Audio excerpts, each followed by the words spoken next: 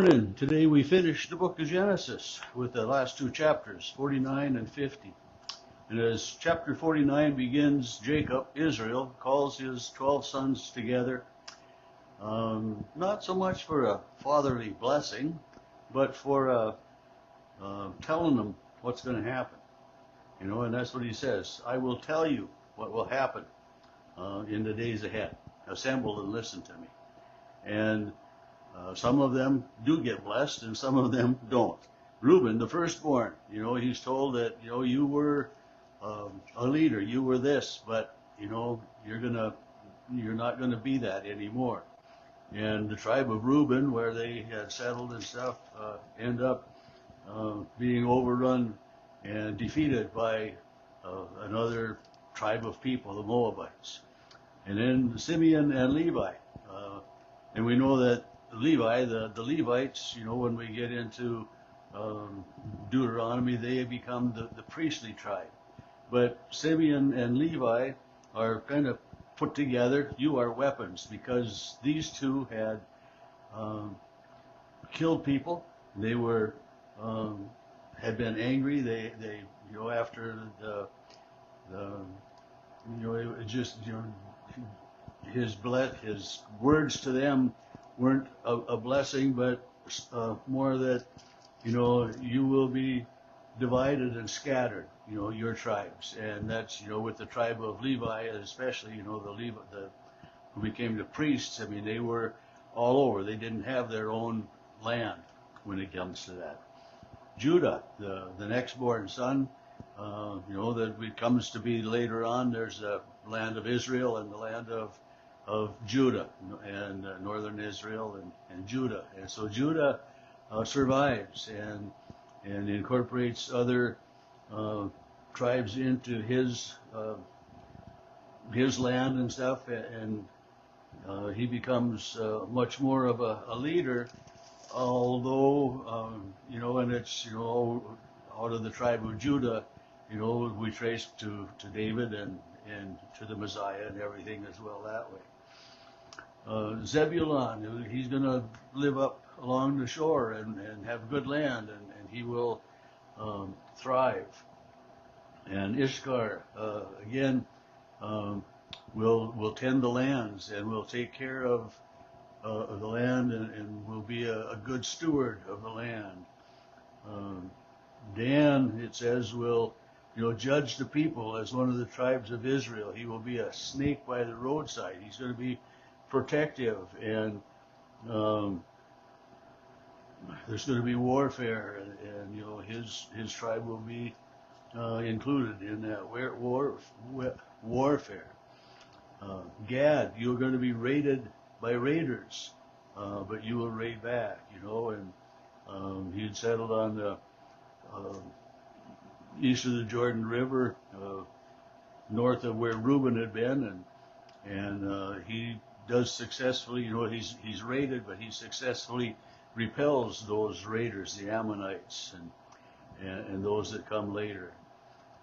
Asher, your foods will be rich. You'll provide royal delicacies. The land where he settles is going to be very productive and produce foods desired by royalty, and will do well.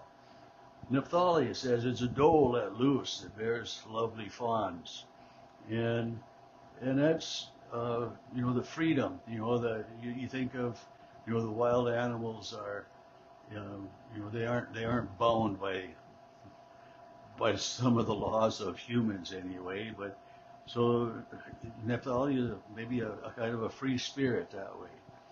And then Joseph, of course, we know Joseph. He is this great leader in Egypt, and well thought of, and taking care of people, and so the blessing there for Joseph, is a reminder of all that he has done. And verse 26 says, the blessings of your father are stronger than the blessings of the eternal mountains, the bounties of the everlasting hills, and so there's praise and honor for Joseph. And then Benjamin, the youngest, it says he's a ravenous wolf, in the morning devouring prey, and in the evening dividing the spoils. And So there's each of the sons in turn is spoken to by Jacob, Israel, and they're reminded that they will become what we call the 12 tribes of Israel, their offspring that way. And and as I said, they weren't all blessings. There was some truth telling. Maybe we could say some prophecy in some ways, but it was what Jacob saw in his sons that way.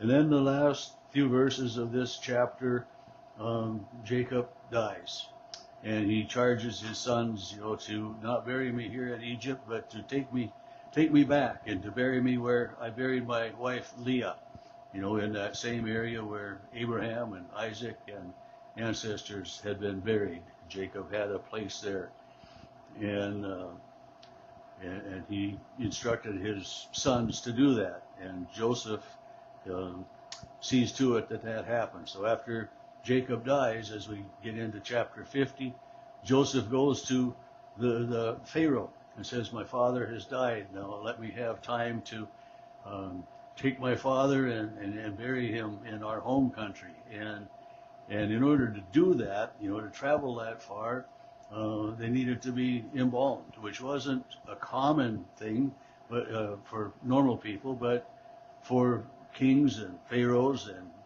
that, it happened. And for respected, if a pharaoh was to die, there was a time of 70 to 75 days of mourning. And so the process of embalming took some time, and the whole of Egypt mourned with Joseph for Jacob, for the death of Jacob. And when they're going to leave, then, as verse 7, Joseph went to bury his father, and with him went servants of Pharaoh, the elders of his household, the elders of the land of Egypt, and so it wasn't just Joseph and his brothers, the sons of Jacob that went, but there were representatives from Egypt as well that went along. Chariots and charioteers, it says, went along, but out of Jacob's household, but the children stayed behind in Egypt. The children, the young, didn't go with all of them. They remained there, and they come then, and Jacob is buried, and the brothers then, what's going to happen to us now? All of a sudden, they're afraid that Joseph is going to retaliate against them for their treatment now that their father is no longer there to kind of oversee and everything that way. And they come to Joseph with this story. Our father said that, you should forgive us. And so they come to Joseph in verse 16. They come to Joseph with this saying, your father, gave this instruction before he died. Say to Joseph, I beg you, forgive the crime of your brothers, and the wrong they did, and so they concoct this story to protect themselves, to ask for this favor, and it comes down to in verse 29, Joseph says, do not be afraid. Am I in the place of God? Even though you intended to harm me, God meant it for good. And so this forgiveness, forgiveness was